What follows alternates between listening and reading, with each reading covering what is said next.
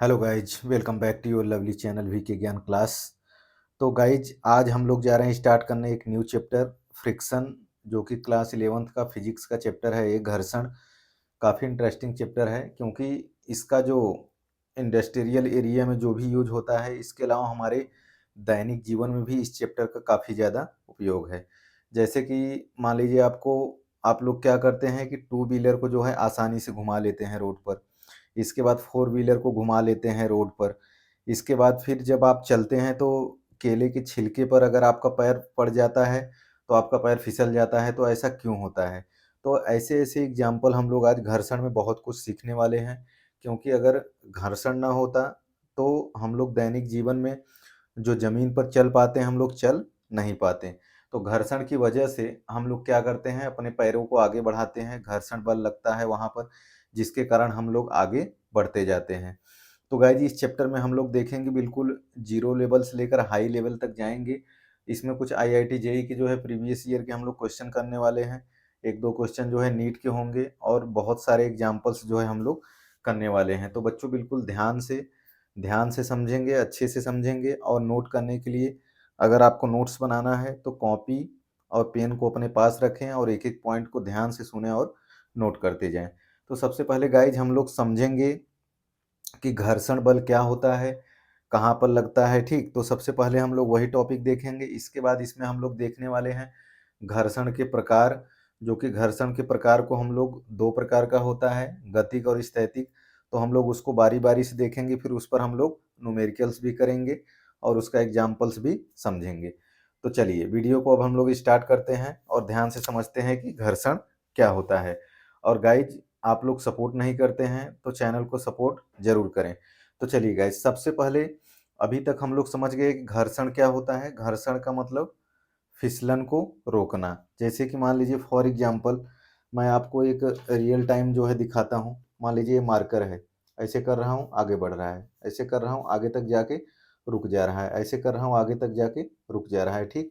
तो गाइज ये आगे चल के ऐसे रुक जा रहा है, यहाँ पर रुक गया चलते चलते। तो इसका मतलब इसमें दो बल लग रहा है, ठीक? हम लोग यहीं से समझते हैं इसको। एक तो मैं जो हाथों से इस पर लगा रहा हूँ बल को, ये हाथों वाला बल बाह्य बल हमारा लग रहा है और दूसरा हमारा सतह के सापेक्ष लग रहा है। तो जितना ज़्यादा हम लोग बाह्य बल लगा रहे हैं उतना ज़्यादा सापेक्ष बल भी लग रहा है, ठीक? इसका मतलब यहाँ पे क्या हो रहा है, घर्षण। जैसे ही मार्कर कुछ दूरी तक जाके क्या हो रहा है, रुक जा रहा है। तो इसका मतलब यहाँ पर क्या आ रहा है, घर्षण। जैसे मान लीजिए हम लोग एग्जाम्पल के थ्रू फिजिक्स की भाषा में समझते हैं एक ब्लॉक के थ्रू। तो जैसे कि गाइज मान लीजिए यहाँ पर मैंने एक ब्लॉक लिया है जिसका वजन है 100 केजी। एक बात और ध्यान देंगे बच्चों कि घर्षण में जो है ए एरिया और ब्लॉक ये सब पे कोई चीज़ डिपेंड नहीं करता है, केवल बाह्य बल पर डिपेंड करेगा। जैसे मान लीजिए इस पर जो है ब्लॉक पर हम लोग बाह्य बल लगाएंगे इसको इधर की तरफ, जितना ज़्यादा बाह्य बल लगता जाएगा उतना हमारा ये फ्रिक्शन जो होगा उतना ज़्यादा बढ़ता जाएगा। जैसे इतना लगा तो आगे और ज़्यादा लगेगा तो और ज़्यादा बढ़ेगा, और ज़्यादा लगेगा तो और ज़्यादा बढ़ेगा। इस सतह के सापेक्ष लग रहा है, सतह के सापेक्ष। अब इसको अगर आप रियल लाइफ में एग्जाम्पल के थ्रू समझना चाहते हैं तो बच्चों कैसे समझेंगे? मान लीजिए कोई पत्थर जमीन पर रखा हुआ हो, ठीक? तो वहाँ पर आप क्या करते हैं, उसको आगे की तरफ बल लगाते हैं तो थोड़ी देर जाने के बाद वो रुक जाता है। मतलब जो सतह होगी वहाँ पर क्या काम कर रहा होगा, घर्षण। और बच्चों एक चीज़ और ध्यान देंगे, अगर प्लेन सतह होगी, प्लेन सरफेस होगी तो वहाँ पे घर्षण बल क्या होगा, कम होगा। अगर खुरदरी सतह होगी तो वहाँ पे घर्षण बल ज़्यादा होगा। जैसे मान लीजिए आपके घरों में अगर पानी लग जाता है फर्श पर तो आप बहुत आराम से ऐसे-ऐसे करके चलते हैं धीरे-धीरे, ठीक? ताकि आप फिसल के जो है गिर ना सकें। तो वहाँ पर क्या होती है, फिसलन हो जाती है, घर्षण बल कम हो जाता है। जैसे मान लीजिए अगर आपके घर में टाइल्स लगा हुआ है, मार्बल लगा हुआ है तो उसकी सरफेस क्या होती है, बहुत ज़्यादा चिकनी हो जाती है। तो उस पर जैसे ही पानी लगता है आपको फिसलने का डर रहता है। इसीलिए देखिए गाइज रोड को जो भी बनाते हैं उसमें कंक्रीट जो भी डाला जाता है बिल्कुल प्लेन वाला कंक्रीट नहीं रहता है, क्योंकि अगर प्लेन वाला कंक्रीट नहीं रहेगा तो अगर गाड़ी चलेगी तो उसमें क्या हो जाएगी, फिसलन, जिससे क्या हो जाएगा, एक्सीडेंट हो जाएगा, एक्सीडेंट होगा, ठीक? तो इसीलिए रोड को ऐसे बनाया जाता है। एक चीज़ और ध्यान देंगे गाइज, अगर रोड पर कहीं भी मुड़ाव आता है, घुमाव, ठीक? तो वहाँ पे गाड़ी को घुमाते हैं हम लोग लेकिन वो पलटती नहीं। ऐसा क्यों होता है? क्योंकि रोड को एक साइड जो है क्या करते हैं, आनत तल, आनत तल का मतलब एक साइड जो है नीचे की तरफ, एक साइड थोड़ा सा उठा हुआ बनाते हैं, जिससे गाड़ी का पहिया क्या होता है, सतह के संपर्क में आने पर घर्षण बल वहां पर लगता है और आराम से जो है गाड़ी घूम जाती है, रोटेट कर जाती है। तो चलिए गाइज, अब हम लोग फिजिक्स की भाषा में देखते हैं। एक कोटा का नोट्स है, काफ़ी अच्छे कोचिंग का है, रेजोनेंस का है, और इसमें जो भी बातें लिखी गई हैं बिल्कुल एक अच्छे टीचर द्वारा ये जो है नोट्स है, तो ध्यान से आप देखेंगे। तो जैसे कि सबसे पहले हम लोग जानते हैं घर्षण, फ्रिक्शन। यह एक वैद्युत चुंबकीय संपर्क बल है, यह एक विद्युत चुंबकीय संपर्क बल है। तो गाइज इसको हमेशा ध्यान में रखेंगे कि वैद्युत चुंबकीय संपर्क बल है। जब भी दो खुरदरी संपर्क सतह के मध्य सापेक्ष गति प्रवृत्त होती है तो घर्षण बल हमेशा उसका विरोध करता है। तो इसका मतलब आप कॉन्सेप्ट क्या समझेंगे, घर्षण बल हमेशा सापेक्षिक गति का विरोध करता है, मतलब जो रिलेटिव मोशन होती है उसी के सापेक्ष होती है, सतह के सापेक्ष उसका विरोध करेगा। जैसे फॉर एग्जाम्पल, अगर आप रनिंग कर रहे हैं तो इसका मतलब सतह के सापेक्ष अगर आप आगे की तरफ भाग रहे हैं तो आप सतह के सापेक्ष ही चल रहे हैं, लेकिन जो जमीन है वो सापेक्षिक गति का विरोध करती है। ठीक, अगर विरोध नहीं करेगी तो आप ऐसे चलते जाएंगे और फिसल कर गिर जाएंगे। उसी प्रकार अगर आप रेत में रनिंग करते हैं तो वहां पे घर्षण बल ऑटोमेटिक पैरों में क्या होता है, ज्यादा लगता है, क्योंकि सतह जो है वहां पर प्लेन नहीं होती है। तो एक चीज गाइज ये ध्यान देना बहुत जरूरी था कि घर्षण बल जो होता है क्या करता है, सापेक्षिक गति का हमेशा विरोध करता है।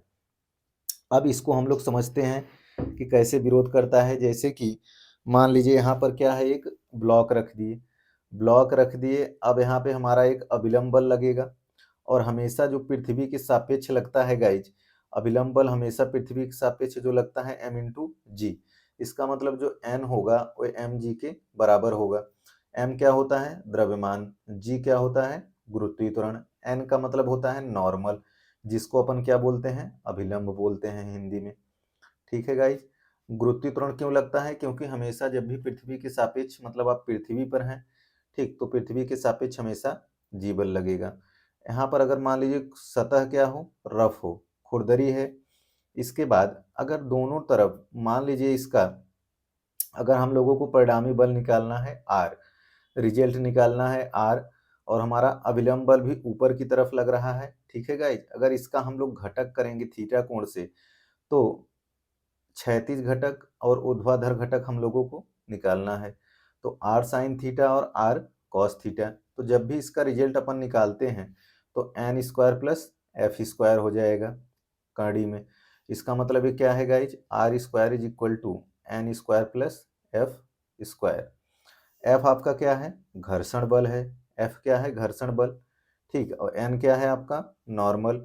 इसको ध्यान देंगे, आपका क्या बल है, घर्षण बल है।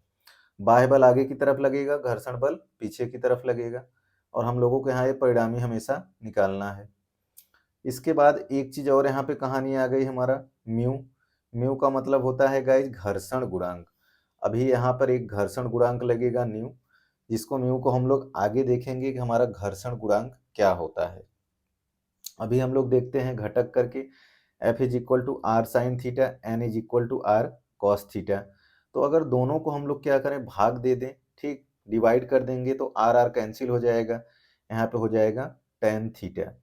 तो tan theta is equal to हो जाएगा एफ बाई एन। ठीक है गाइज, एफ बाई एन हो जाएगा। अब यहाँ से एफ बराबर होता है, अब देखिए टेन थीटा, यहाँ से एफ इज इक्वल टू क्या निकाल लिए, एन इंटू टेन थीटा हो जाएगा। अब यहाँ से अगर आप म्यू बराबर क्या हो जाएगा, टेन थीटा, क्योंकि एफ बराबर जो होता है, यहाँ पे वैल्यू को हम लोग म्यू इंटू एन को क्या किए, रख दिए, एफ बराबर क्या रख दिए, म्यू इंटू एन। ठीक है गाइज, एफ बराबर होता है म्यू इंटू एन, ठीक है, घर्षण गुणांक गुणे अभिलंब बल। तो अगर एफ बराबर हम लोग यहाँ पे रखेंगे mu into N by N, तो एन से एन तो खत्म हो जाएगा, इसके बाद म्यू बराबर डायरेक्ट बचेगा टेन थीटा। ठीक है गाइज, म्यू बराबर यहाँ से ये वाला रिजल्ट आएगा, म्यू बराबर टेन थीटा, और जब क्रॉस मल्टीप्लाई किए थे तो एफ बराबर म्यू टेन थीटा। अब हम लोग यहाँ से थीटा भी निकाल सकते हैं, तो थीटा इज इक्वल टू निकाल सकते हैं टेन इनवर्स, और इसके बाद म्यू हो सकता है यहाँ पर। ठीक है गाइज, इसी को हम लोग बोलते हैं घर्षण कोण, इसी को हम लोग क्या बोलते हैं, घर्षण कोण। ठीक है गाइज, यहाँ से हम लोग एफ बराबर क्या ले लिए, म्यू इंटू एन, तो एन से एन गायब हो गया, तो हमारा क्या बचा, एफ बराबर म्यू टेन थीटा। इसी का रिजल्ट क्या है, म्यू बराबर टेन थीटा। तो थीटा बराबर अपन क्या लिख सकते हैं, टेन इनवर्स म्यू। अब इसी को हम लोग क्या बोलते हैं, घर्षण कोण। घर्षण कोण, घर्षण कोण इसी को बोलते हैं हम लोग। थीटा बराबर टेन इनवर्स म्यू निकाल सकते हैं, या तो घर्षण गुणांक किसके बराबर हो जाएगा, टेन थीटा के बराबर हो जाएगा। ये बोर्ड के बुक में जो है आगे दिया हुआ है, लेकिन ये बिल्कुल बेसिक है कॉन्सेप्ट घर्षण कोण। तो हम लोग यहाँ पर कंपटीशन लेवल का पढ़ रहे हैं, इसीलिए हम लोग सबसे पहले वही देख लिए। ठीक है गाइज, तो हमारा आ गया घर्षण कोण। तो एफ बराबर क्या हो गया, म्यू इंटू टेन थीटा। अब चलिए अगला टॉपिक हम लोग जानते हैं कि हमारा जो है घर्षण बल का कारण क्या होता है। घर्षण बल का कारण क्या होता है, तो ये भी हम लोगों को जानना बहुत जरूरी है कि घर्षण बल का कारण क्या होता है। जैसे मान लीजिए गाइज, दो सतह हम लोग लेते हैं, एक खुरदरी लेते हैं और एक चिकनी सतह लेते हैं। तो आप लोगों को मैं पहले ही बता दिया कि खुरदरी सतह पर घर्षण बल ज़्यादा लगेगा और चिकनी सतह पर घर्षण बल कम लगेगा। जैसा कि दो पॉइंट है, जब दो सतह आपस में संपर्क में आती हैं तो एक सतह का उभरा हुआ भाग अन्य सतह के अंतराल में क्या होता है, चला जाता है, जो सापेक्ष गति या सापेक्षिक गति की प्रवृत्ति का क्या करता है, विरोध करता है।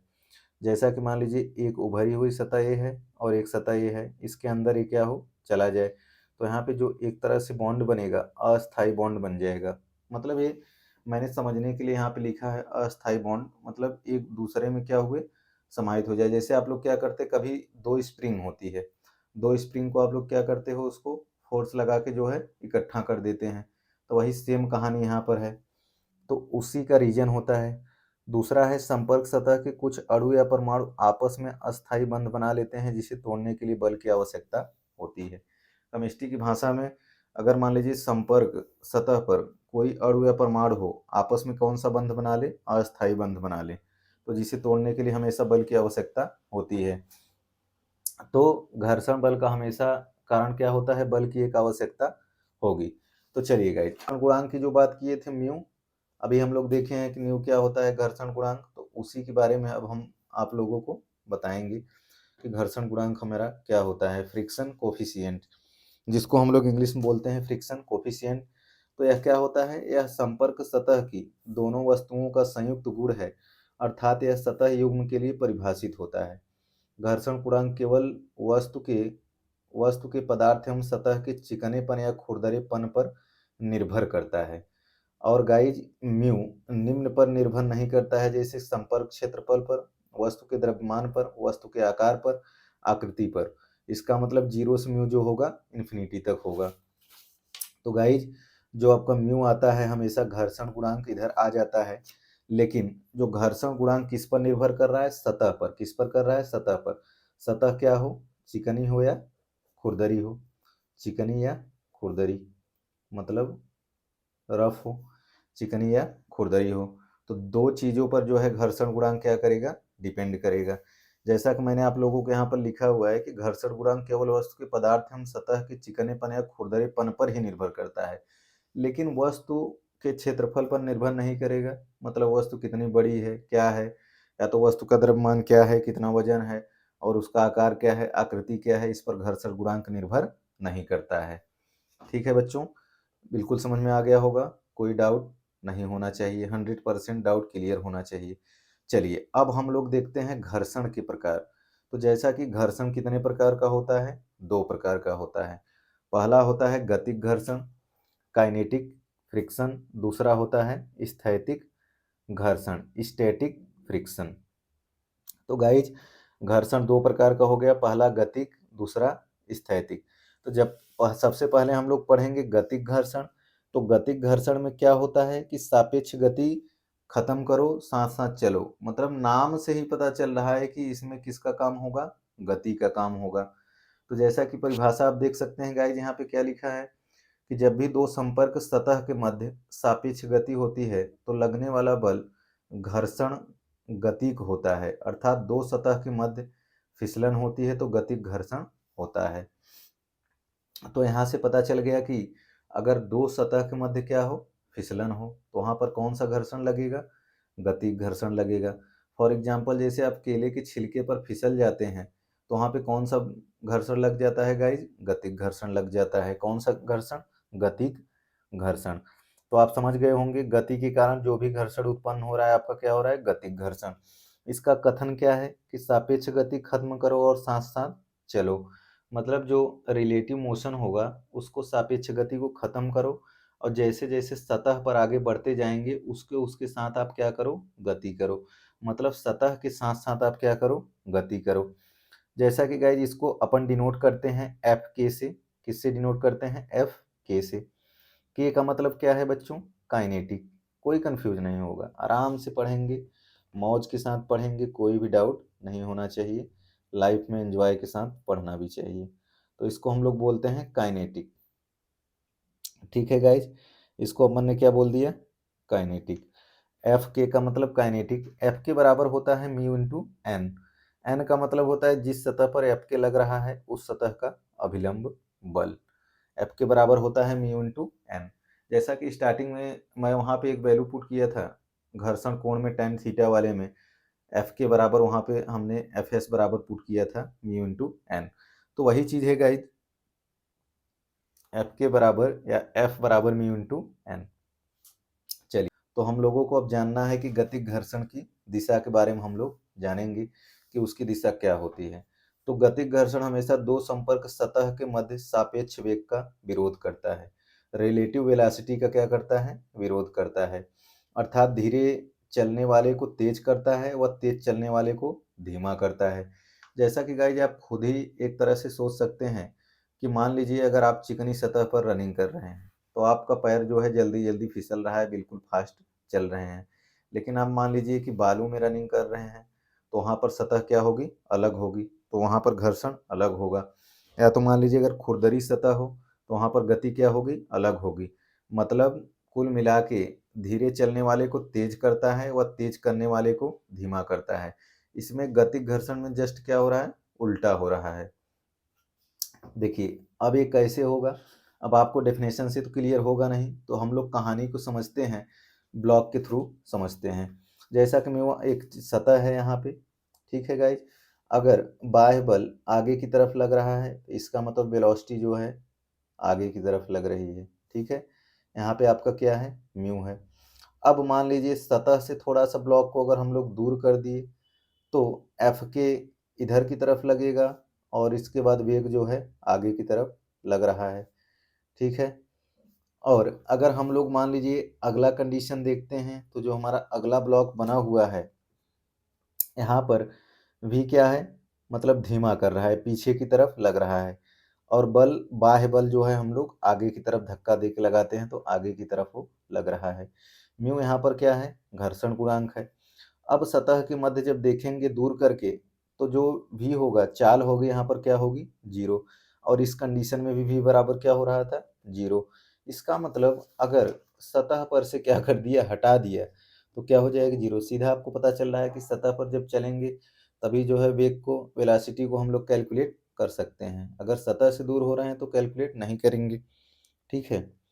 तो एक होता है आगे हम लोग देखते हैं गाइज, ये दो ब्लॉक सिस्टम वाला में कई बच्चों को कन्फ्यूजन होता है, जो कि मुझसे भी कई बच्चों ने क्लासेज में, ऑफलाइन क्लास में डाउट पूछा था कि सर दो ब्लॉक को अगर हम रख दें ए और बी, लेकिन उस पर क्या लगे? एक वेलोसिटी v1 लगे और दूसरे पर वेलोसिटी v2 और म्यू। तो गाइज जैसा कि आप ध्यान देंगे अगर ए पर कैलकुलेट करना चाहते हैं तो v1 वेलोसिटी आगे की तरफ और इसके बाद जो गतिक घर्षण होगा एफ के होगा वो पीछे की तरफ हमेशा लगेगा क्योंकि आगे की तरफ बाह्य बल लगेगा। और सेकेंड वाला जो ब्लॉक होगा बच्चों, बिल्कुल ध्यान से देखेंगे, इसमें जो V2 है आपका पीछे की तरफ लगा है और जो आपका गतिक घर्षण होगा वो हमेशा किधर लगेगा? आगे की तरफ लगेगा। अगर गतिक घर्षण बल एफ के आगे की तरफ लग रहा है तो कई बच्चों को यही डाउट होता था सर कि दो ब्लॉक सिस्टम में क्या एक ही तरफ जो है गतिक घर्षण लगेगा? तो बिल्कुल नहीं, क्योंकि एक गति को क्या करता है? तेज गति को धीमा करता है और धीमा को क्या करता है? तेज करता है। तो जस्ट आप इससे कॉन्सेप्ट को समझ सकते हैं। सेकेंड कंडीशन में देख सकते हैं कि यहाँ पे क्या लिखा हुआ है। सेकेंड कंडीशन में दो ब्लॉक सिस्टम का हमने क्या ले रखा है? एग्जाम्पल ले रखा है। तो जैसा कि दो ब्लॉक है ए और बी, अब देखिए इसमें जो V1 V2 है इसमें क्या है? आगे की तरफ है। अभी देखिए पिछले वाले कंडीशन में V1 आगे की तरफ था, V2 पीछे की तरफ था, लेकिन मैं आप लोगों को ये दिखाना चाहता हूँ कि अगर दोनों ब्लॉक पर वेग क्या हो, आगे की तरफ लगे, तो क्या आएगा यहाँ पे। तो एक चीज़ ध्यान देंगे, जो V1 की वेलोसिटी होगी, वेग होगा, वो V2 से क्या होगा, ज़्यादा होगा, ठीक। और F के तो इधर ही लगेगा। इसके बाद गाइस जो V2 वाला होगा, ये आपका F के कहाँ लगेगा, आगे की तरफ ही लगेगा। इसके बाद V2 भी आगे की तरफ होगा, तो आपका F के किधर लगेगा, आगे की तरफ।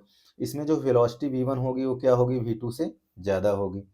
और बी वाला जो कंडीशन है, बी वाले कंडीशन में हम लोगों को क्या दिखाना है, मान लीजिए अगर V2 की वेलोसिटी ज़्यादा हो, किससे, V1 से हो, तो जो बी वाले ब्लॉक पर गतिक घर्षण है वो किधर लगेगा, पीछे की तरफ लगेगा। किधर लगेगा, पीछे की तरफ।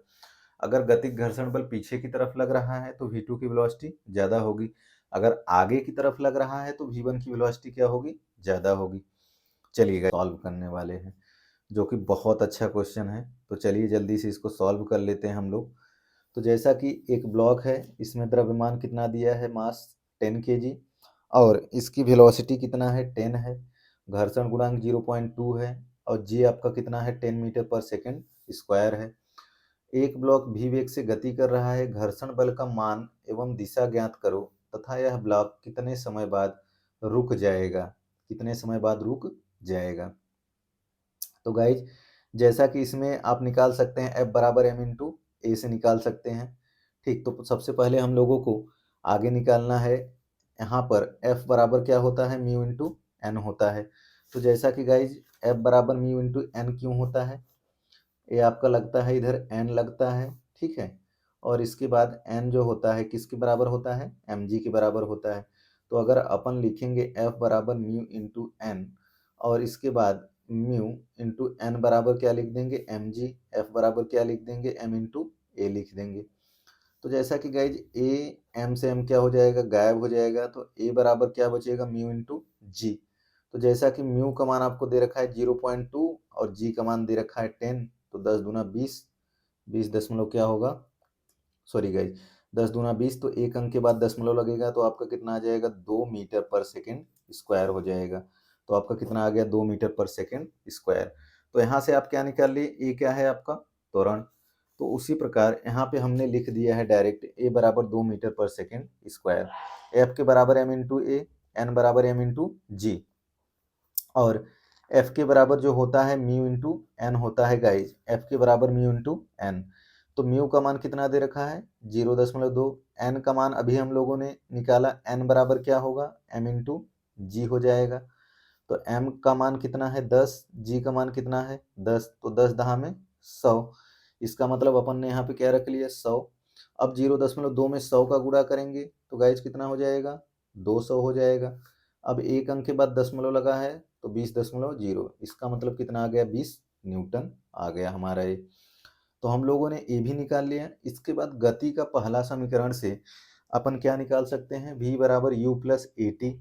तो v बराबर क्या होता है 10, u का मान यहाँ पर क्या है 0, a का मान कितना रख दिए 2, ठीक है गाइज, a का मान यहाँ से 2 निकाले थे, 2 रख दिए इंटू टी। अब 0 प्लस 2t, तो 2t हो जाएगा, तो t बराबर 2 पंजे 10, इसका मतलब कितना आ गया बच्चों, 5 सेकेंड आ गया। अब यहाँ से अगर आप निकालना चाहते हैं एफ के बाई एम, एफ के बराबर क्या होता है, म्यू इंटू एन, ठीक। तो यहाँ से अब हमने निकाल लिया एफ के बाई एम, एफ के बराबर क्या होता है, म्यू इंटू एन, तो एन बराबर रख दिया है एम इंटू जी से। तो एफ के बाई एम, एफ के कितना है आपका यहाँ पर हम लोगों ने निकाला 20, और एम कितना है 10, तो 10 दूना 20, तो आपका आ गया 2 न्यूटन आएगा गाइज यहाँ पे आई थिंक, क्योंकि एफ की गति क्या है, घर्षण है, तो आपका क्या आना चाहिए 2 न्यूटन। तो ये निकाल लिए। अब सेकेंड कंडीशन में बोला था कि यह ब्लॉक कितने समय बाद रुक जाएगा। तो ब्लॉक रुकने के लिए एफ के बाई एम इधर लगा, एन इधर लगा, एम इंटू जी लगा, 100 न्यूटन आया, भी बराबर 10 मीटर पर सेकेंड, इधर क्या होगा, पॉजिटिव होगा। लेकिन इसमें जो त्वरण लगेगा ये लगेगा इस साइड, तो क्या होगा ये नेगेटिव, -2 मीटर पर सेकेंड स्क्वायर। अब जो वेग v बराबर 10 था, अब इधर से हम लोग जब भी सेकेंड कंडीशन में बात करते हैं v2 की, तो अपन प्रारंभिक वेग ले लेंगे, u बराबर क्या ले लेंगे 10। तो सेम कहानी v बराबर u प्लस ए टी से निकाल सकते हैं। v बराबर 0, u बराबर 10, तो t बराबर क्या आ जाएगा 5 सेकेंड आ जाएगा। यहाँ से आप क्या कर सकते हैं, इसको सॉल्व कर सकते हैं। तो चलिए गाइज अगला क्वेश्चन अपन देखते हैं कि अगला क्वेश्चन क्या है। एक आपको ब्लॉक है 1 kg का द्रव्यमान, दूसरा ब्लॉक है 2 kg का द्रव्यमान, v बराबर 10 मीटर पर सेकेंड, g बराबर 10 मीटर पर सेकेंड स्क्वायर, म्यू बराबर 0.5। सतह आपकी क्या है, स्मूथ है, ठीक, चिकनी है। ब्लॉक दर्शायानुसार गति करते हैं तो कितने समय पश्चात उनके मध्य गतिक घर्षण लगना बंद हो जाएगा। जब गतिक घर्षण खत्म हो जाता है यदि सापेक्ष गति क्या हो जाए, शून्य हो जाए, ये होता है कंडीशन। तो गाइज यहाँ से हम लोग कैलकुलेट कर लेते हैं एफ के बराबर म्यू इंटू एन, एन बराबर एम इंटू जी। तो म्यू का मान क्या है 0.5 और इसके बाद एम का मान क्या है 1 और जी का मान क्या है 10। तो 10 गुणे 1 10, 10 पचे 50, तो इसका मतलब एक अंक के बाद दशमलव, तो 5.0 होगा, तो उसको अपन क्या लिख सकते हैं 5 न्यूटन। तो आपका ये क्या आ गया 5 न्यूटन। इसके बाद अब आगे हम लोग बढ़ते हैं, आगे देखते हैं कि इसमें हम, तो चलिए गाइस जैसा कि आपका त्वरण इधर नेगेटिव है, 1 केजी का द्रव्यमान है, 10 मीटर पर सेकंड चाल है, तो एफ के बराबर क्या होता है म्यू इंटू एन। तो म्यू का मान कितना है 0.5, एन का मान 10, तो 10 पचे 50, 5.0, इसका मतलब कितना आ जाएगा 5 न्यूटन आ जाएगा।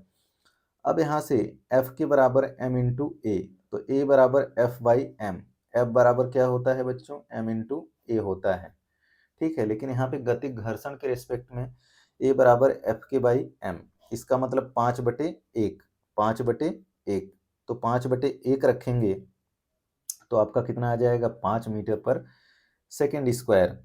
तो जैसा कि यहाँ से हम लोग अब V1 ले लेते हैं, ठीक, तो V1 बराबर होता है U plus A T, U plus A T. तो V बराबर क्या होता है बच्चों U प्लस ए टी। तो U बराबर अपन 10 रखेंगे और A का मान कितना है -5t। तो हमारा इक्वेशन नंबर क्या हो गया 1, V1 बराबर U plus A T, plus minus -5 आएगा यहाँ पे, तो हमारा ये क्या हो गया इक्वेशन 1 हो गया। इसके बाद अब दूसरे ब्लॉक में निकाल लेते हैं। तो जैसा कि यहाँ पर A2 निकालेंगे तो एफ के बाई एम, एम का मतलब यहाँ पे कितना है 2 kg, तो 5/2, एफ के कितना है गाइज 5, तो 5/2, तो V बराबर U प्लस ए टी से निकालेंगे। तो यहाँ से हम लोगों को कैलकुलेट करना है V2, इसका मतलब V2 निकालना है। तो U का मान यहाँ पे ये जो प्रारंभिक वेग है सेकेंड वाले में क्या होगा बच्चों 0 होगा, ठीक। तो यहाँ से निकाल लेंगे 0 प्लस 5/2t, ए का मतलब आपका क्या आया है A2 का मतलब 5/2t, V2 बराबर U प्लस A2t, और इसमें क्या था V1 बराबर A1 sorry U plus A1t।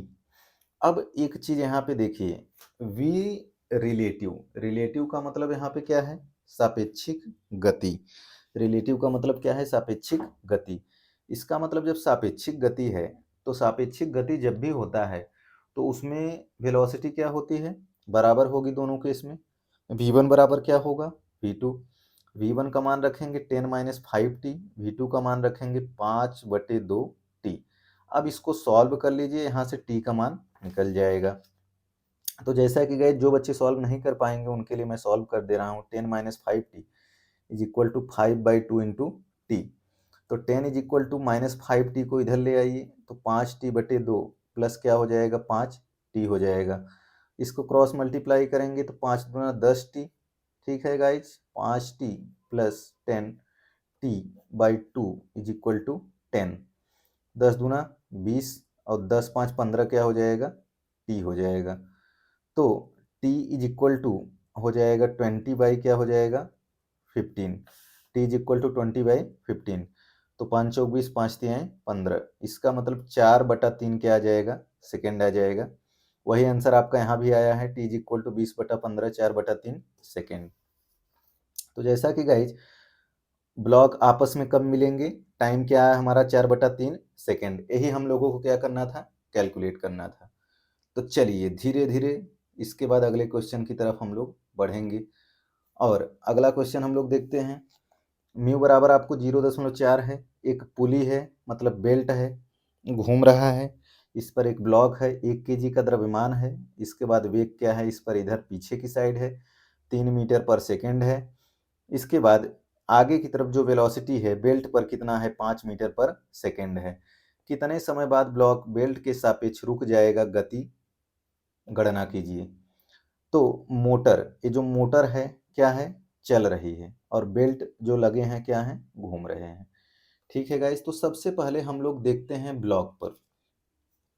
तो ब्लॉक पे जैसे कि आपको दे रखा है 3 मीटर पर सेकेंड, त्वरण आपका आगे की तरफ लगेगा, क्योंकि जिधर गति लगती है मतलब जिधर वेलोसिटी होती है उसके जस्ट क्या होता है, अपोजिट हमारा क्या होता है, त्वरण होता है। त्वरण के कारण ही तो सब कुछ कहानी बनती है।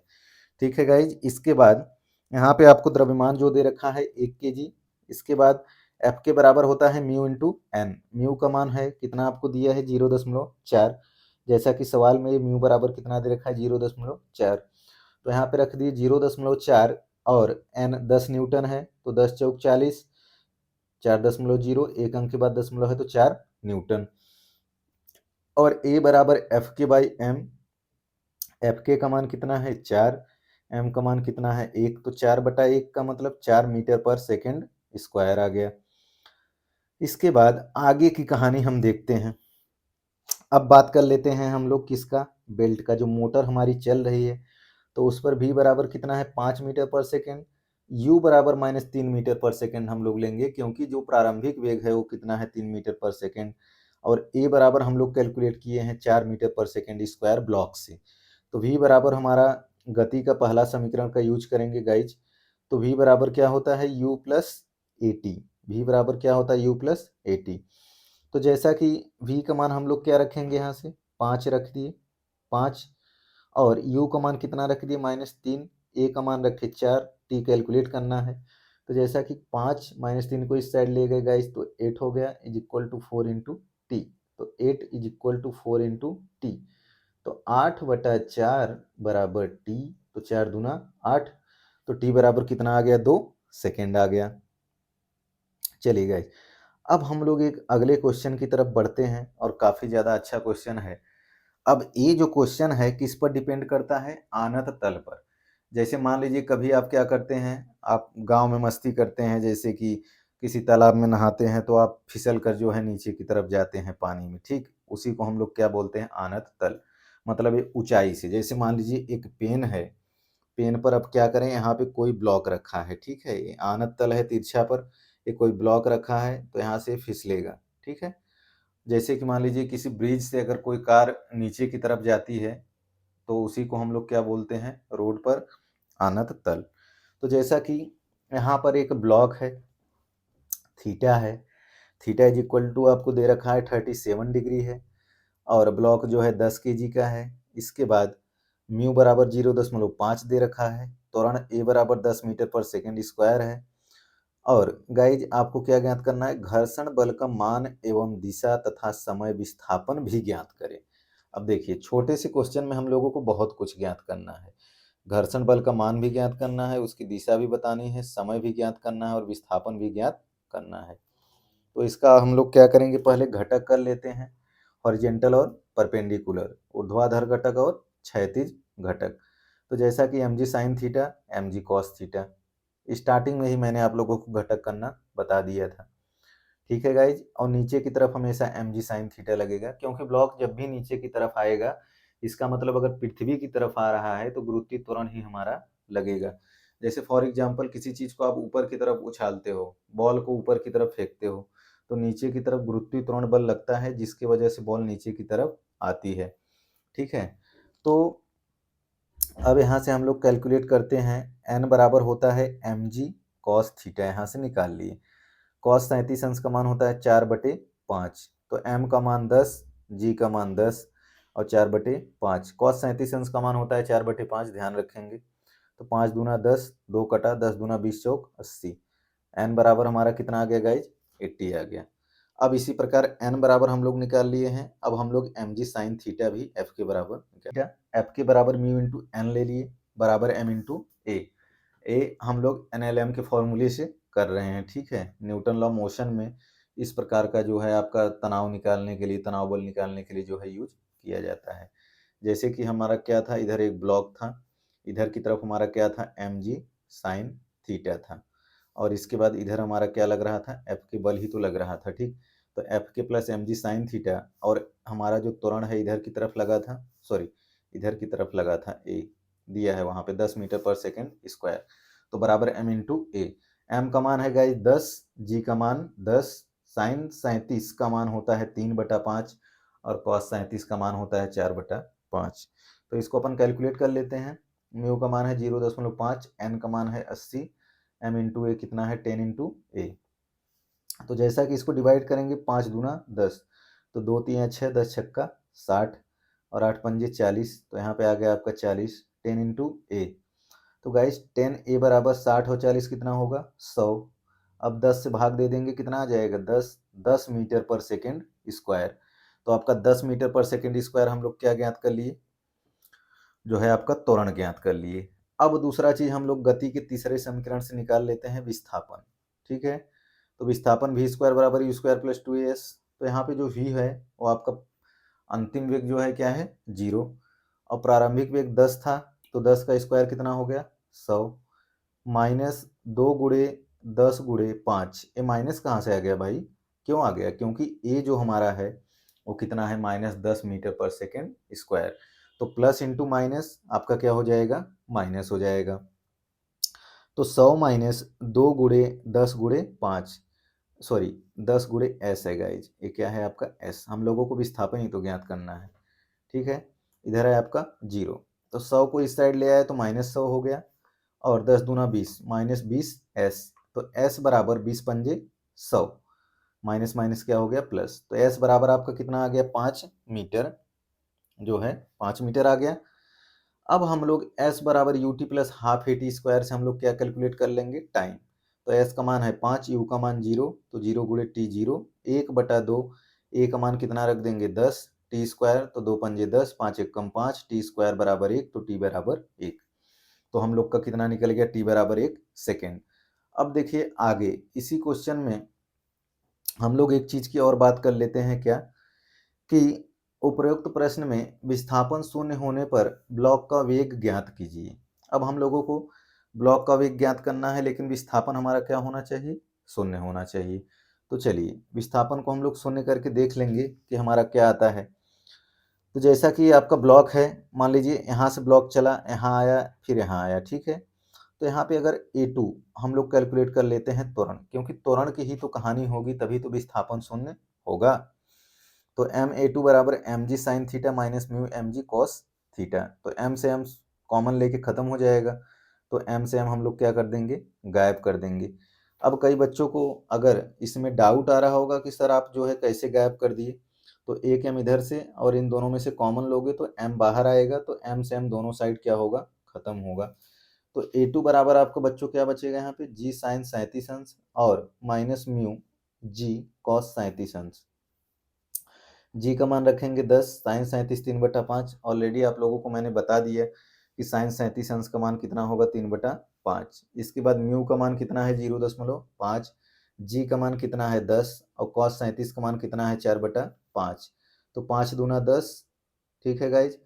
तो यहाँ पे आ गया 6 आ गया आपका, और यहाँ पर काटेंगे तो 5 दूना 10, तो 4 दूना 8 पंजे 40, तो -4.0, इसका मतलब 4, तो 6 माइनस 4 आपका कितना आ गया, 2 मीटर पर सेकेंड स्क्वायर। अब यहाँ से हम लोग क्या ज्ञात कर लें, v स्क्वायर बराबर u प्लस ए टी ज्ञात नहीं करेंगे। हम लोग क्या ज्ञात करेंगे, v स्क्वायर बराबर यू स्क्वायर प्लस 2as, क्योंकि हम लोगों का इसमें क्या बात हो रही है, विस्थापन की बात हो रही है। नाम से ही आपको ऑटोमेटिक पता चल जाना चाहिए कि गति का कौन सा समीकरण यूज करना है। तो v स्क्वायर बराबर 0 प्लस 2as, तो 2 गुणे 2 गुणे s v स्क्वायर, ठीक है गाइज। तो यहाँ पे रख देंगे s का मान हम लोग कितना निकाले थे, 5।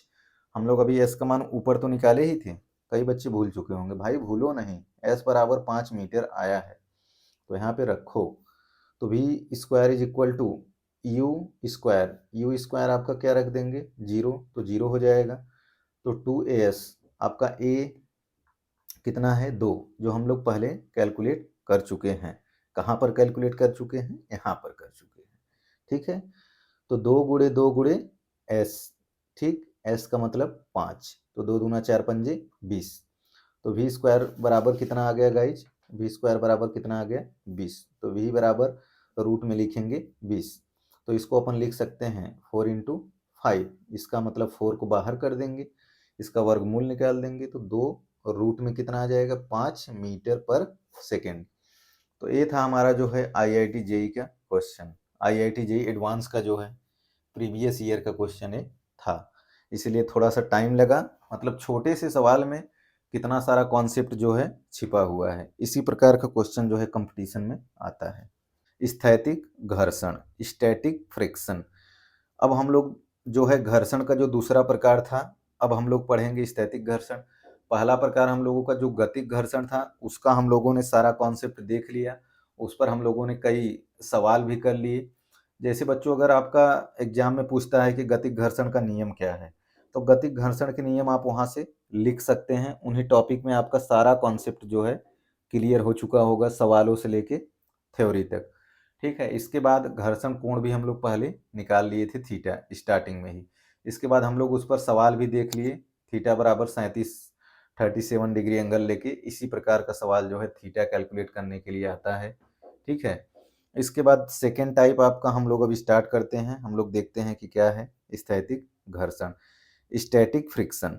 तो स्टैटिक फ्रिक्शन में क्या होता है, इसमें मतलब एक तरह से क्या होता है गति का विराम, मतलब गति का विराम मतलब क्या हो, सापेक्ष गति जो है शुरू ही ना हो। एक चीज बच्चों ध्यान देंगे, सापेक्ष गति में बार बार क्यों बोल रहा हूँ, तो इसमें रिलेटिव मोशन की ही बात हो रही है, तो इसको आप बिल्कुल ध्यान में रखेंगे, ठीक है, बिल्कुल डाउट नहीं होना चाहिए। तो मतलब गति इसमें क्या है, विराम है। देखिए, जब भी दो संपर्क सतह के मध्य सापेक्ष गति की प्रवृत्ति होती है लेकिन कोई सापेक्ष गति नहीं होती है, तो स्थैतिक घर्षण इस सापेक्ष गति का प्रवृत्ति का विरोध करता है, अर्थात यह एक निश्चित सीमा तक स्वयं के मान एवं दिशा को समायोजित करता है, सापेक्ष गति शुरू ही मत होने दो। ठीक है गाइस, देखिए कोई सापेक्ष गति ही नहीं हो रही है, कोई सापेक्ष गति नहीं होती है, तो आपका स्थैतिक क्या हो जाएगा, घर्षण। इसका मतलब जो इसका परिमाण होता है 0 से लेकर म्यू इंटू एन तक, एफ एस से इसको डिनोट करते हैं गाइज, तो ध्यान देंगे इसको स्टैटिक को। और अगर आप मैक्सिमम निकालना चाहते हो तो एफ एस मैक्स बराबर म्यू इंटू एन। एक चीज और ध्यान देंगे इसमें कि अधिकतम घर्षण बल तब लगता है जब दोनों संपर्क सतह के मध्य ठीक फिसलन प्रारंभ होने वाली हो, ठीक फिसलन क्या हो, प्रारंभ होने वाली हो। तो अधिकतम घर्षण बल के समय दोनों सतह समान त्वरण से गति करती है। तो बच्चों क्या है इसमें, फिसलन क्या हो, प्रारंभ होने वाली हो, फिसलन क्या हो, प्रारंभ होने वाली हो। इसके बाद जो अधिकतम घर्षण बल के समय दोनों सतह का त्वरण जो होगा, एक्सीलरेशन होगा, वो क्या होगा, समान होगा। अगर समान नहीं होगा तो फिसलन जो है दोनों का प्रारंभ नहीं होगी। चलिए अब हम लोग सेम कहानी देखते हैं, जैसे गतिक घर्षण में हम लोग दिशा की बात किए थे, वैसे स्थैतिक घर्षण में बल की दिशा की बात हम लोग करते हैं। तो यह हमेशा सापेक्ष गति की प्रवृत्ति का विरोध करते हुए लगता है, मतलब ये क्या करता है, रिलेटिव मोशन का जो प्रवृत्ति होती है उसका क्या करता है, विरोध करता है स्थैतिक घर्षण बल की दिशा में।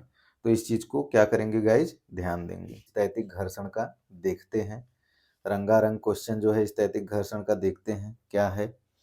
इसका हम लोग कंडीशन देखेंगे, कभी कभी एग्जाम में क्या होता है, इस प्रकार की कंडीशन दी होती है, उसमें 4 ऑप्शन दिए होते हैं, ठीक, तो उसमें से हम लोगों को एक ऑप्शन करेक्ट करके लिखना होता है। जैसे कि एक व्यक्ति बिना फिसले पूर्व की ओर गति करता है, घर्षण बल की दिशा एवं प्रकृति को बताइए। तो जो हमारा गाइज स्थैतिक घर्षण होगा वो किधर की तरफ लग रहा है, जो है पूरब की तरफ, ठीक।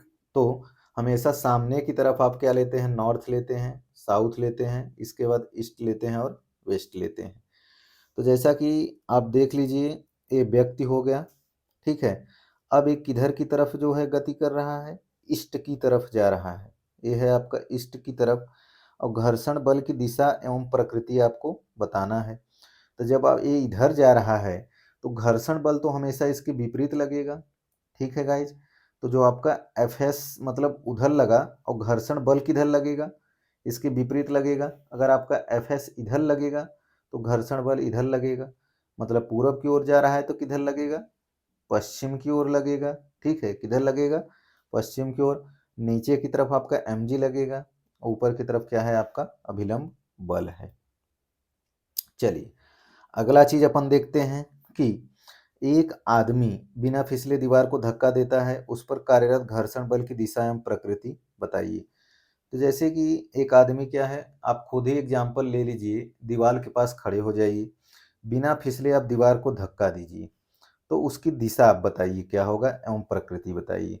तो आप सीधे तरीके से बिल्कुल समझ सकते हैं कि अगर आप दीवार की तरफ लगा रहे हैं बल, अगर आप फिसल भी नहीं रहे हैं बच्चों, तो दीवार की तरफ ही तो लगेगा, मतलब उसी तरफ तो लगेगा हमारा जो है घर्षण बल। आप खुद समझ सकते हैं अगर फिसलन होती तो उसके जस्ट जो है विपरीत हमारा क्या लगता घर्षण बल। लेकिन अगर हम दीवार पर लगा रहे हैं, वहीं पर खड़े हैं, तो बिल्कुल देखिए यहाँ पर क्या होगा, सामने की तरफ ही हमारा क्या लग रहा है एफ एस, नीचे एम जी। ठीक है, और ये हमारा क्या है अभिलंब, मतलब दीवार की तरफ ही लग रहा है। चलिए अगला कंडीशन देखिए प्यारे बच्चों, कि एक आदमी डोरी की सहायता से बिना फिसले खींचता है तो आदमी पर कार्यरत घर्षण बल की दिशा एवं प्रकृति को बताइए। एक आदमी डोरी की सहायता से बिना फिसले खींचता है तो आदमी पर कार्यरत घर्षण बल। अब देखिए डोरी से क्या कर रहा है कि बिना फिसले खींचता है, कोई चीज मान लीजिए रखा है ब्लॉक को, ठीक है, यहाँ पे मैं ब्लॉक लिखना भूल गया हूँ बच्चों, तो ब्लॉक को खींचता है तो क्या लगेगा, आप खुद ही सोचिए। ये बक्सा है, बक्सा मतलब वही ब्लॉक, मैं यहाँ पे बक्सा लिखना भूल गया हूँ। ठीक है, तो बक्सा है, इसको खींच रहा है, तो आप खुद ही एक एग्जाम्पल लेके देख सकते हैं कि आप एक बक्सा ले लीजिए और उसमें रस्सी बांध लीजिए। ठीक है, और उसको खींचिए, तो आप देखेंगे रस्सी के बीच पहली बात तो क्या होगा, ये तनाव उत्पन्न होगा। जैसे जैसे रस्सी को खींचेंगे तो तनाव वैसे वैसे क्या होगा, बढ़ेगा। आपका घर्षण गुणांक किधर हो जाएगा, और सतह पर जो लगेगा ये आपका स्थैतिक घर्षण जो होगा इधर की तरफ लगेगा। लेकिन अगर आदमी पर कार्यरत घर्षण बल की बात करें तो आपका किस दिशा में लगेगा, इस दिशा में जो है लगेगा। ठीक है बच्चों, तो ये हमारा हो गया। बच्चों को ये लग रहा होगा सर कि न्यूमेरिकल वाला क्वेश्चन रहता है तो हम लोग बड़े मौज मस्ती करके जो है सॉल्व कर लेते हैं, लेकिन गाइज इसमें इसी टाइप का ही क्वेश्चन आता है। ठीक है, स्थैतिक घर्षण से, जबकि आपका गतिक घर्षण से जो है कैलकुलेशन का आता है, स्थैतिक घर्षण भी आपका कैलकुलेशन से आएगा क्वेश्चन, लेकिन सेम कॉन्सेप्ट रहता है, आपका कोई भी अंतर जो है नहीं रहता है। एक आदमी बिना फिसले डोरी पर ऊपर की ओर चढ़ रहा है, इस पर कार्यरत घर्षण बल की दिशा एवं प्रकृति बताइए। अब मान लीजिए आपके घर में कोई चोरी करने की कोशिश करे और ऊपर से रस्सी को फेंक दे और ऊपर की तरफ चढ़े, तो तुरंत तो ऊपर की तरफ लगेगा, रस्सी में तनाव उत्पन्न होगा। ठीक है, तो स्थैतिक जो घर्षण बल होगा, अगर ऊपर की तरफ रस्सी पकड़ के उसी की सहायता से चढ़ रहा है तो ऊपर की तरफ ही लगेगा। ठीक है, चाहे ऊपर गति करे या नीचे करे। ठीक है, देखिए अगर नीचे की तरफ रस्सी पकड़ के आया तो हमारा जो है त्वरण नीचे की तरफ लग जाएगा। ठीक है, और इसके बाद स्थैतिक घर्षण फिर नीचे की तरफ लगेगा, अगर ऊपर की जा रहा है तो ऊपर की ओर लगेगा। तो हम लोगों को वही तो बताना है कि इस पर कार्यरत घर्षण बल की दिशा बतानी है, तो दिशा किधर हो जाएगी हमारी, अगर ऊपर की तरफ जा रहा है तो हमारा जो है घर्षण बल की दिशा किधर हो रही है, नीचे की तरफ, इधर। ए हमारा त्वरण जो किधर लग रहा है, नीचे की तरफ लग रहा है, और एम जी हमारा क्या लग रहा है, नीचे की तरफ ही लग रहा है। ठीक है बच्चों, और आपका ए एफ एस जो है नीचे की तरफ आ गया। चलिए अगला क्वेश्चन हम लोग देखते हैं अब, कि एम द्रव्यमान का ब्लॉक एक व्यक्ति ने रोका हुआ है, दीवार और ब्लॉक के मध्य कार्यरत घर्षण बल की दिशा एवं प्रकृति को बताइए। अब मान लीजिए कि आप कोई ईंट ले लीजिए, एम द्रव्यमान हो उसका, कुछ भी द्रव्यमान हो, उसको आप दीवार पे ऐसे लगा दीजिए, और दीवार पर लगाने के बाद आप क्या करें, कॉन्सेप्ट को समझें कि जो है मध्य कार्यरत घर्षण बल किधर लगेगा। तो पहले जब आप दीवार पे ऐसे पकड़े रहेंगे तो आप बाह्य बल लगा रहे हैं, ये क्या है आपका बाह्य बल। इसके बाद जो आपका घर्षण बल लगेगा Fs, स्थैतिक घर्षण, वो देखिए अगर उस पर थोड़ा सा भी हाथ को ढीला करेंगे तो ईंट जो है नीचे की तरफ गिर जाएगा दीवार के सहारे। ठीक है बच्चों, अगर उसको आप पकड़े रहेंगे, थोड़ा सा आपको ऊपर की तरफ पुश करना पड़ता है, ताकि ऊपर की तरफ ही हमेशा क्या लग रहा है, घर्षण बल। नीचे की तरफ क्या लगेगा, mg लगेगा। ठीक है, नीचे की तरफ आपका क्या लगेगा, mg। तो ये वाला कॉन्सेप्ट आपको समझ में आ गया होगा। अगर आप समझना चाहते हैं अच्छे से तो बिल्कुल you can do experiment through your on. ठीक, तो आप इसको जो है अपने थ्रू आप एक्सपेरिमेंट करके इसको देख सकते हैं। तो चलिए बच्चों, आगे अब हम लोग बात कर लेते हैं घर्षण कोण या विराम कोण की। फिर से बात करेंगे अपन घर्षण कोण और विराम कोण की, ताकि हमारे प्यारे बच्चों को बिल्कुल डाउट ना हो।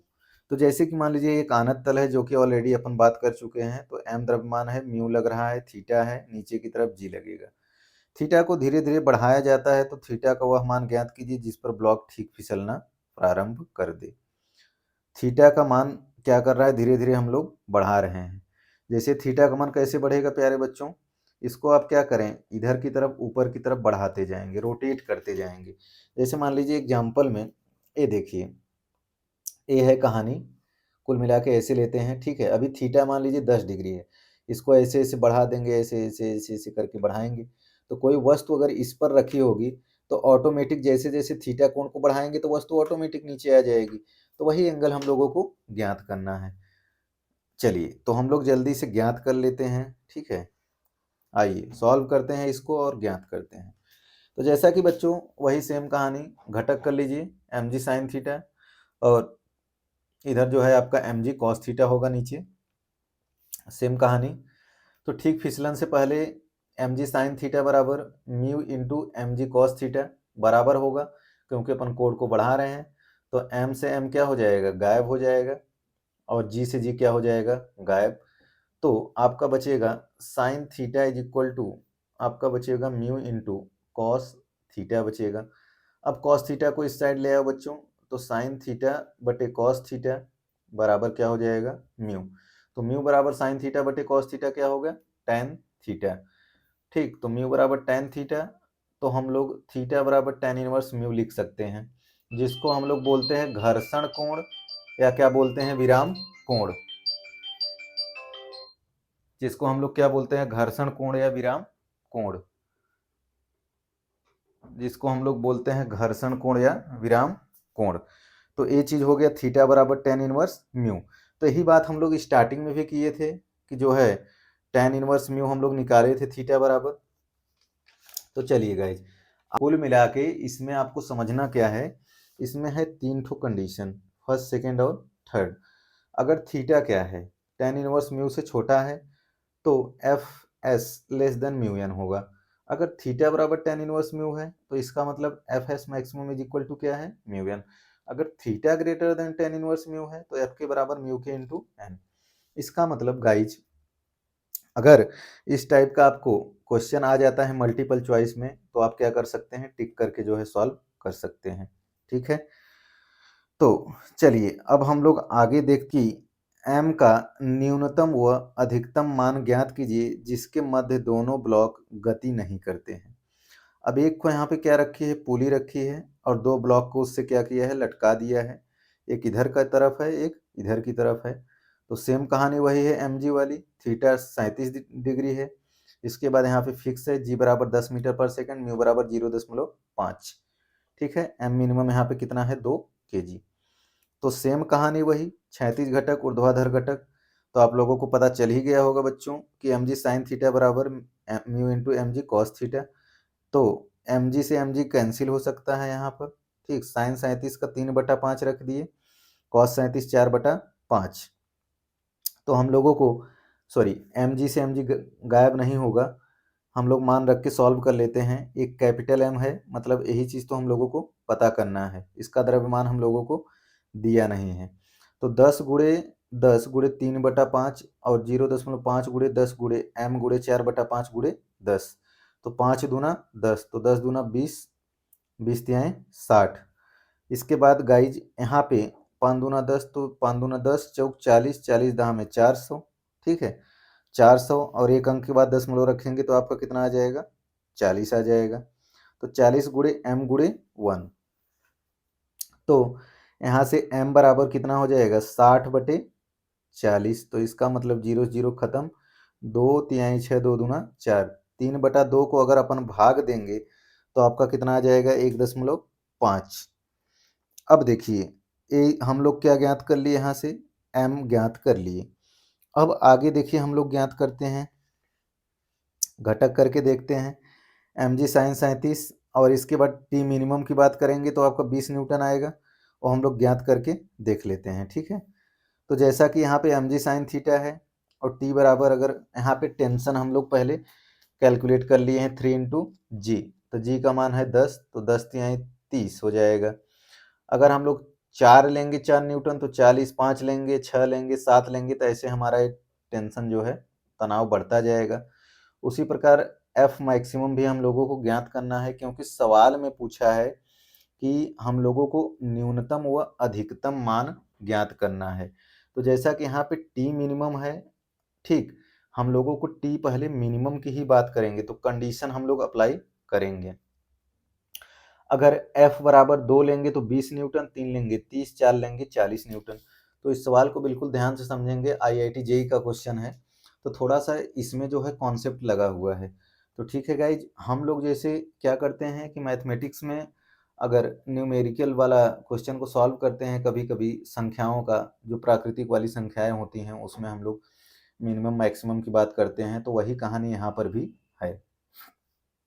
ठीक, तो देखिए अब ऊपर गति रोकने के लिए पुली पर सेम एफ एस मैक्सिमम बराबर mu M G cos theta, तो हम लोग का ये आया था कितना, एफ एस मैक्सिमम म्यू रखेंगे 0.5 और 10 दहा में 100।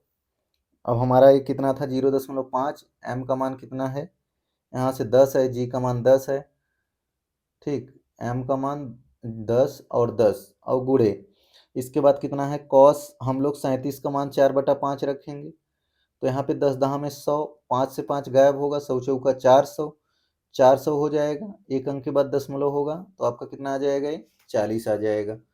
ठीक है गाइज, ये चीज़ तो आपको समझ में आ रहा होगा, आई होप सभी को समझ में आ रहा होगा कि कैसे मैंने सॉल्व किया। अगर आपको नहीं समझ में आया कैसे सॉल्व किया, तो F S maximum is equal to क्या है, mu into M G cos 37 अंश है, तो 0.5 गुणे 10 गुणे 10 गुणे 4/5, 5 दूना 10, तो 10 दूना 20 चौक 80, 80 पंजे 400, तो 400, एक अंक के बाद दशमलव लगाएंगे तो 40.0, तो इसका मतलब कितना आ जाएगा 40। तो हमारा कितना आ गया 40 आ गया है। तो यहाँ से हम निकाल सकते हैं F S plus M G sine theta is equal to M max into G. तो एम मैक्स आपका कितना आया था 10 आया था यहाँ से, जो पीछे हम लोग निकाले थे। एम मैक्सिमम आपको सवाल में दिया हुआ है, ठीक है गाइस, तो उसको रख देंगे। फिर F S plus M G sine theta 60 40 100, आपका कितना आ गया 100 आ गया, 100 बराबर एम मैक्स आ गया। ठीक है, 100 बराबर एम मैक्स, तो एम मैक्स इंटू जी, यहाँ से रखेंगे 10, तो क्या आएगा इसका सॉल्व करने पे आप देख सकते हैं, तो 100 बराबर एम मैक्स इंटू 10, तो 10 दहा में 100, 10 kg, तो एम मैक्स आपका कितना आ गया 10 kg। इसका मतलब जो हम लोग पहले निकाले थे न्यूनतम, एम मिनिमम, एम मिनिमम आपको गाइस सवाल में क्या दिया हुआ था 2 kg, एम इंटू जी से, ठीक है, ये 2 kg था। एम का न्यूनतम मान कितना आ गया 2 kg, और मैक्सिमम कितना आ गया 10 kg, तो हम लोग वही निकाल रहे थे। तो हमारा जो m का मान कितना है 2 kg से लेके कितना आया 10 kg तक आया, 2 kg से लेके 10 kg सॉल्व करेंगे। ठीक है, ये भी IIT जेई का क्वेश्चन है। तो गाड़ी का न्यूनतम त्वरण क्या हो ताकि ब्लॉक गाड़ी के सापेक्ष गति न करे। ये मान लीजिए क्या है, गाड़ी ए है पहिया, एम द्रव्यमान है, म्यू है, आगे की तरफ क्या है त्वरण है, सरफेस है। तो हम लोगों को ए मिनिमम ज्ञात करना है, मतलब न्यूनतम त्वरण, मिनिमम एसिलरेशन। तो मिनिमम एसिलरेशन हम लोग कैसे ज्ञात करेंगे, चलिए देखते हैं। ऊपर की तरफ एफ एस, नीचे एम जी लगेगा, म्यू एन आगे की तरफ लगेगा, एम जी इधर आ गया, एफ एस इधर, तो एन बराबर पता है आप लोगों को, ठीक है, एम इंटू जी। इसका मतलब F S maximum less than equal to M into G. F S बराबर होता है mu into N less than equal to M into G. N बराबर क्या होता है प्यारे बच्चों, एम इंटू ए। तो एम इंटू ए रख दिए तो एम से एम खत्म हो गया। ठीक, तो आ गया आपका A less than equal to G by mu. तो आपका ये क्या आ गया, A minimum G by mu. तो इसी प्रकार का सवाल जो है आपका जेईई मेंस में आता है। ठीक है, तो ए मिनिमम हम लोगों का क्या हुआ यहाँ से कैलकुलेट हो गया। तो कितना आसान था ये सवाल, कुछ भी नहीं करना था, बस वही कंसेप्ट आपको लगाना था, लेस देन इक्वल टू वाला, F S maximum less than equal to M G करके mu N less than equal to M G किए, फिर एन बराबर रख दिए और हम लोग का एफ मिनिमम ज्ञात हो गया। हम लोग और कर लेते हैं इस टाइप का सवाल। कई बच्चे जो है पूछते हैं स्कूल में या क्लास में पूछते हैं कि सर कैसे आएगा आंसर। दो ब्लॉक है, एक है 5 kg का, एक है 10 kg का। एफ बराबर बल है 50 न्यूटन। इसमें म्यू बराबर 0.8 है, म्यू के बराबर म्यू एस स्थैतिक गतिक 0.8 0.7। इसमें है 0.5 0.3। प्रत्येक सतह पर घर्षण बल का मान एवं दिशा ज्ञात आपको करना है। तो कुछ भी नहीं करना है प्यारे बच्चों, एफ एस मैक्सिमम 0.8 गुड़े एम इंटू जी, तो 10 गुड़े 10 80 न्यूटन। 0.7 पे निकाल लिए 70 न्यूटन। सेम वही कहानी 0.5 गुड़े 5 गुड़े 10 25 न्यूटन। सेम कहानी 0.3 गुड़े 5 गुड़े 10 15 न्यूटन। अब एफ बाह्य बराबर F S one plus F S two निकाल सकते हैं, मतलब बाहरी का। तो 70 और प्लस 15 कितना हो जाएगा, 85 न्यूटन। ठीक है, 85 न्यूटन हो जाएगा। इसके बाद घर्षण बल का मान अब क्या हो गया, ज्ञात हो गया। तो इसकी दिशा भी आप बता सकते हैं कि इसमें बाह्य बल अगर आगे की तरफ लगेगा तो इसका मतलब पहले हम लोग पहले वाले का देखते हैं जो 10 kg है। ठीक है बच्चों, ये 10 kg वाला है, ये 5 kg वाला है। तो आपका आया कितना, 70 न्यूटन। कितना आया, 70 न्यूटन आया। ठीक है, तो जो 70 न्यूटन आया हुआ है, ये मतलब कुल मिला के हमारा किधर की तरफ जाएगा। अभी तो ये 50 न्यूटन है, तो एफ के हमारा किधर आया, पीछे की तरफ आया। और इसमें अगर 70 न्यूटन आएगा तो हमारा जो एफ एस लगेगा वो पीछे की तरफ। लेकिन हम लोगों को कुल मिला के 4 कंडीशन देखनी है, एफ एस का भी देखना है और सॉरी म्यू एस म्यू के, इसका मतलब एफ एस और एफ के का हम लोगों को डायरेक्शन देखना है। ठीक है, तो पहले ब्लॉक पे पीछे की तरफ लग आएगा अगर बल आगे की तरफ है। इसमें अगर बल आगे की तरफ है, लेकिन इसमें जो एफ के गतिक घर्षण होगा वो किधर की तरफ लग जाएगा, पीछे की तरफ 70 न्यूटन लग जाएगा। तो ये भी आपका क्या हो गया गाइज, ज्ञात हो गया। ब्लॉक का एक क्या है, द्रव्यमान एक सरफेस पर रखा हुआ है, एफ बराबर म्यू इंटू एम जी है। तो हम लोग को कैलकुलेट करना है एफ मिनिमम एवं दिशा ज्ञात करनी है। तो जैसा कि आप लोगों को पता है, सेम कहानी घटक कर लें, F cos theta F sine theta, और परिणामी बल हमारा क्या है, एफ है। तो गति करने के लिए बच्चों एन इज इक्वल टू आप करेंगे तो M G minus F sine theta के लिए। तो जैसा कि मैंने कंडीशन आपको बताया था कि F cos theta greater then F S maximum होता है, cos theta greater then F बराबर म्यू इंटू एन। एफ बराबर म्यू इंटू एन हम लोग क्या किए, रख दिए।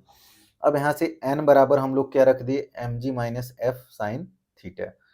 तो ये रख दिए हम लोग। इसके बाद एफ कॉस थीटा और म्यू का अंदर मल्टीप्लाई करेंगे minus mu F sine theta, तो इसको हम लोग इस साइड लाए। तो F cos theta plus mu F sine theta is equal to mu M G. तो एफ बराबर यहाँ से म्यू एम इंटू जी होता है।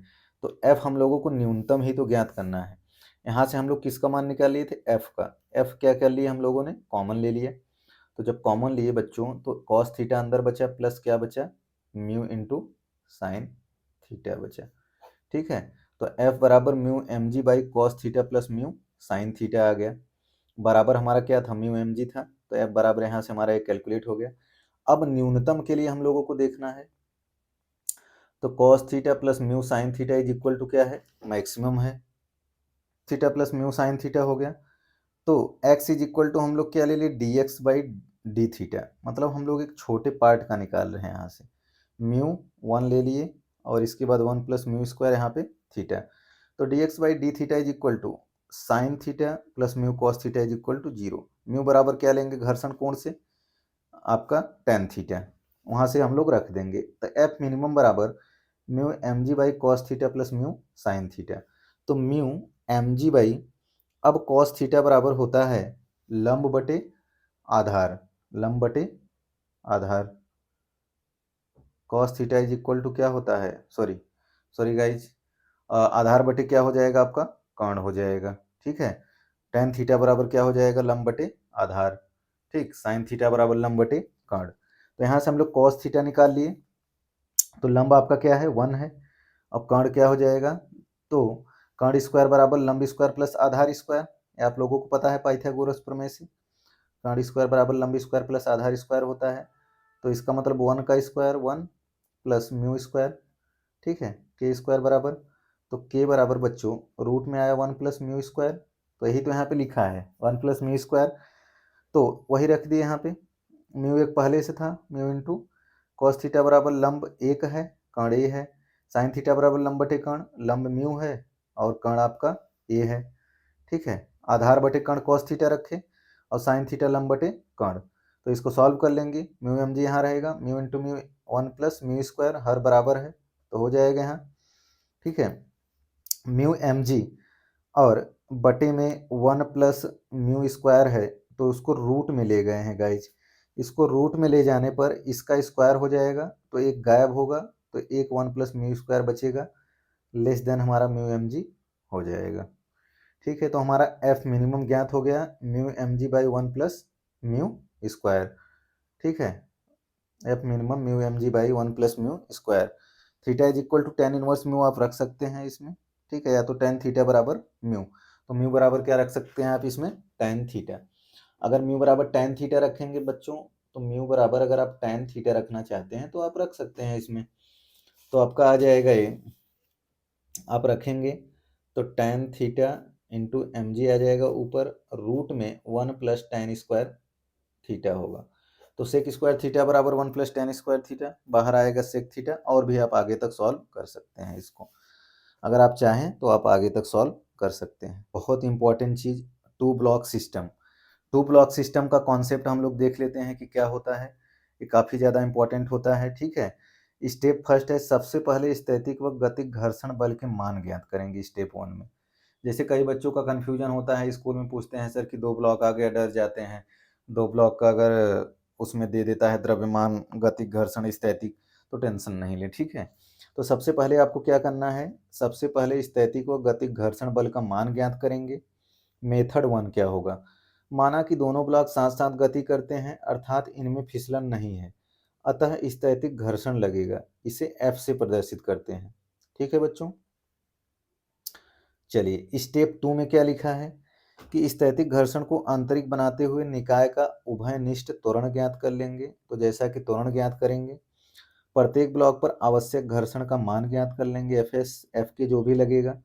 यदि आवश्यक घर्षण बल एफ एस मैक्सिमम के बराबर या छोटा है तो उपयुक्त गणना सही है, अन्यथा दोनों को अलग अलग गति मानते हुए गतिक घर्षण का मान रखकर प्रत्येक का त्वरण ज्ञात कर लेंगे।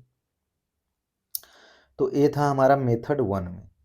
अब चलिए मेथड 2 में क्या करना है आपको, इसमें क्या करेंगे, मानेंगे कि दोनों अलग अलग गति कर रहे हों। अभी तक उसमें मेथड में क्या था, मेथड में क्या था कि दोनों साथ साथ गति करते थे, लेकिन इसमें क्या है, अलग अलग गति कर रहे हैं, तो उनके मध्य गतिक घर्षण लग रहा है। ठीक है, तो प्रत्येक का त्वरण ज्ञात करेंगे, जांच करेंगे जिसका त्वरण ज़्यादा है उस पर घर्षण बल त्वरण के विपरीत होना चाहिए। यदि ऐसा है तो उपयुक्त गणना सही है, अन्यथा दोनों को निकाय में लेकर उभयनिष्ठ त्वरण ज्ञात करेंगे। उभयनिष्ठ मतलब कॉमन त्वरण ज्ञात करेंगे। इसके पश्चात प्रत्येक पर घर्षण बल का भी मान ज्ञात करेंगे। ठीक फिसलन प्रारंभ होने की स्थिति में घर्षण का अधिकतम मान लगता है एवं दोनों ब्लॉक समान त्वरण से गति करते हैं। तो गाइज ये था हमारा टू ब्लॉक सिस्टम, तो दो क्लियर हो जाए। देखिए यहाँ पे 2 ब्लॉक है, पहला जो है 10 kg का, दूसरा भी क्या है हमारा 10 kg का।